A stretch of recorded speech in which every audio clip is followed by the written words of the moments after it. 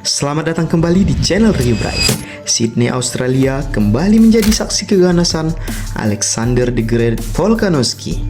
Namun mari kita bicara jujur, sebelum laga ini dimulai dan setelah kekalahan KO beruntun yang menyakitkan dari Islam Makhachev dan Ilia Topuria, mereka menganggap dia sudah habis, dagunya sudah rapuh, dan refleksnya sudah melambat, lebih komplit dan lebih mengerikan dari sebelumnya.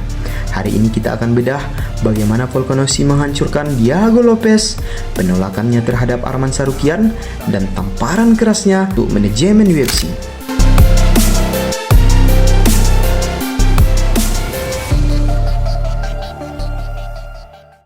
Sebenarnya, pertarungan melawan Diego Lopes adalah bukti kerendahan hati sekaligus keberanian Vol. Sejak awal Volkanovski merasa pertarungan ini tidak memberinya keuntungan besar bagi legasinya. Nama Movsar atau Murphy adalah nama yang ia inginkan. Disinilah muncul tamparan keras tersebut yang membuat UFC harus tutup muka. Volkanovski menegaskan bahwa dia memiliki tanggung jawab sebagai juara untuk memastikan para penantang yang layak mendapatkan kesempatan mereka. Melalui pernyataan resmi, Volkanovski menyindir kebijakan potongan antrian yang sering dilakukan UFC. Baginya, peringkat adalah karena satu alasan. Jika dia terus membiarkan orang lain menyerobot antrian hanya demi laga menjual secara komersial, dan dia merasa tidak menjalankan perannya dengan baik sebagai penjaga tahta sejati. Laga melawan Diego Lopes bukan tanpa drama. Seharusnya lawan yang berdiri di sana adalah Movsar Evloev.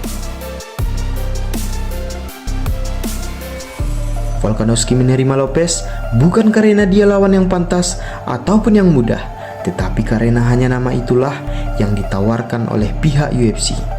UFC seringkali menggunakan petarung tua yang dianggap tidak perform hanya untuk menaikkan nama petarung yang mereka inginkan. UFC mungkin berharap Diego Lopes bisa mengalahkan Volkanovski untuk menciptakan mega bintang baru dari Brazil. Mereka mungkin mengira Volkanovski sudah habis setelah KO dari Islam dan Ilia Topuria.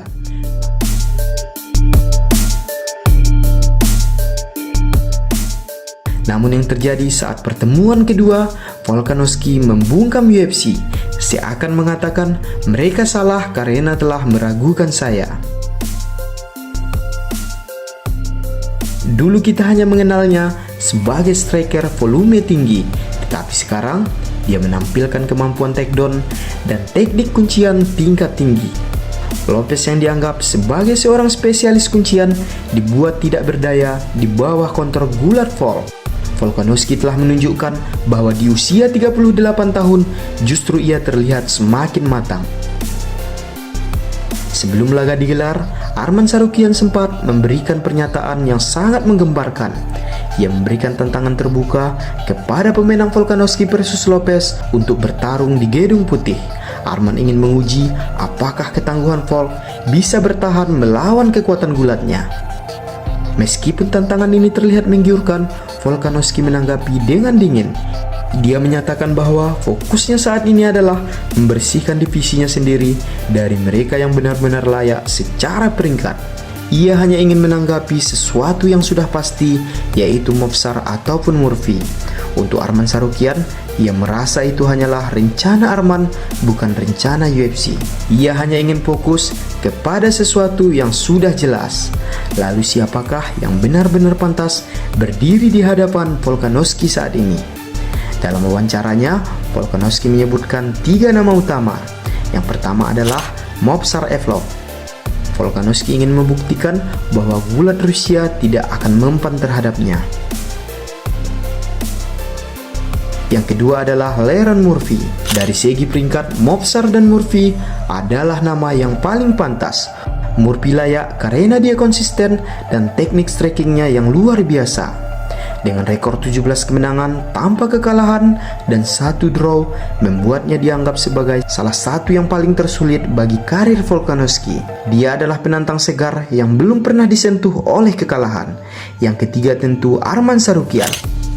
Arman telah membuat keputusan gila untuk turun kelas. Meskipun proses penurunan berat badan adalah tantangan tersulit bagi Arman, ia menegaskan ia akan melakukannya. Arman sudah tidak ingin menunggu terlalu lama. UFC pasti akan mempertemukan Ilia Topuria versus Justin Gaethje, dan inilah alasan sebenarnya.